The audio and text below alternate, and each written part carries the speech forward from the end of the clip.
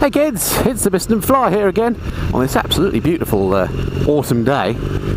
Now it so happens I've just ridden the Triumph Scrambler, and you may have seen my review of that, and as I was giving the bike back, very nice sales guy at Hertfordshire Triumph, Toby, asked if I'd like to go on the Thruxton by way of comparison. I had no intention really of riding this bike, but as the sun's out and he said I could, I thought I would, so here we are, out and about on the Thruxton.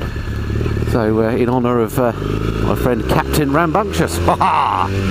So here we go.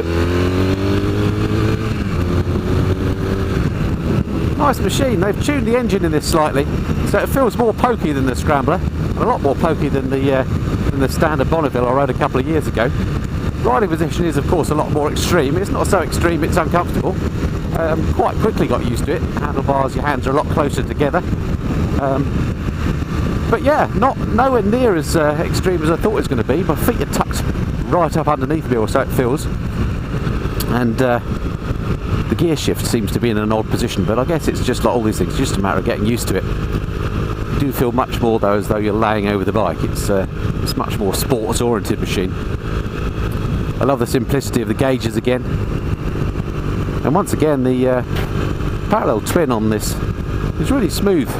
Much smoother than I would have expected.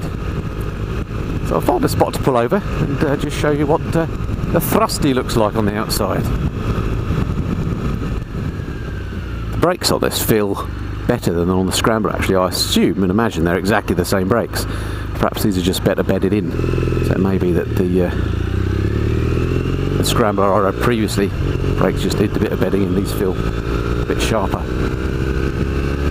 Hasn't got quite the raucous note in the exhaust that the Scrambler had, but it feels noticeably more powerful. The bar end mirrors work well once you've got them adjusted. She has got a nice note to the engine nonetheless.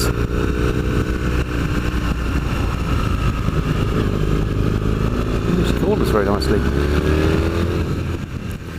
So here she is, Thrusty. 900cc once again, based on the standard Bonneville 865cc engine, but badged as a 900. This, of course, as you can see, is very much Triumph's take on the calf racer type look. It's got the low-slung handlebars and the cover over the back of the seat, which I think you can take off, so you can take a pill if you want to, but it looks quite splendid. Like this paint scheme, this sort of British Racing green number that they do. If you're going to have one of these, then I think that's the colour to have. Not so sure about the cowling over the light, but I suppose that's all part of the vibe of the machine. But a splendid looking machine, and one of those sorts of bikes that I can imagine spending hours polishing up in the garage and being proud to own. Again, it's one of those kind of heart rather than head type purchases. It's pretty comfortable to ride, as I say. I don't think you're going to be doing a little big mileage on it, although you could do. But yeah, no problems with the comfort. These rear sets are set really far back, so you do feel like you're crouched up on it, but it's just a matter of getting used to that, I think. And once again, this is one of those bikes that screams for a bit of customisation. This rear end would need some tidying up, the lights, etc. But a great base to start with, so yeah, nice bike. I think personally, I prefer the Scrambler, but if you're in the market for this sort of thing, then well worth a test ride. Okay, let's ride her some more. Right, see what she's like for U-turns. Actually, the steering lock isn't brilliant on this. I noticed when I was getting the bike out.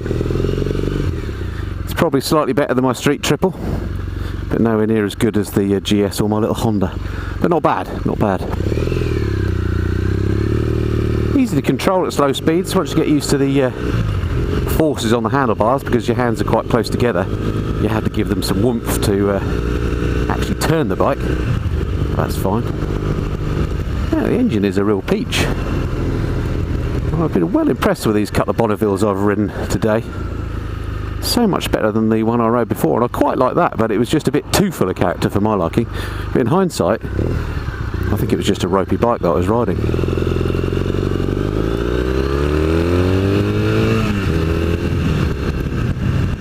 Camera, we'll stop that game. There's no lack of poke though on the Thruxton. She really wants to go. So my summary then, my very much first impressions of the Triumph 2015 Triumph Bonneville Thruxton is like the Scrambler, very nice bike, very smooth engine. She doesn't feel heavy, she's easy to ride, nice and smooth. Very much the same sort of conclusion as the Scrambler, although for me I found the Scrambler just a bit better from a riding position point of view, and I like the looks of the Scrambler more. But if you're in the market for one of these CAF racer type bikes, and this is well worth a look at. All the upsides that I mentioned before, and very few downsides. Once again, there's no fuel indicator, which is annoying. I don't know why they insist on doing that. And there's no gear position indicator, but again, you can live without that. And this bike is just a little bit more sporty than the other Bonnevilles, so if you're in the market for something that's retro but has a bit of go as well, and well worth test riding one of these. So for me, the Missenden Flyer rating on this one, I would give it 7 out of 10, but that's a personal choice, and that's based on the way the thing looks really, and the way the thing feels when you're riding it from the sitting position. But no, very nice bike otherwise. So I really enjoyed this morning riding these couple of Triumphs. I hope it's been of interest to you, and I look forward to speaking to you again next time. Until then, this has been the Missenden Flyer. Cheerio.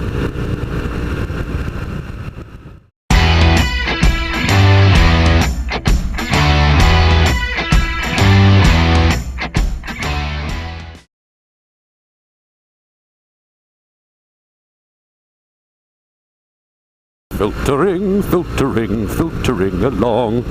Filtering. I'm not filtering at all. Ah, yes, jolly good japes. What? Well, I can see what Captain Rambunctious's point was. Nice machine. I can see why he had it for so long.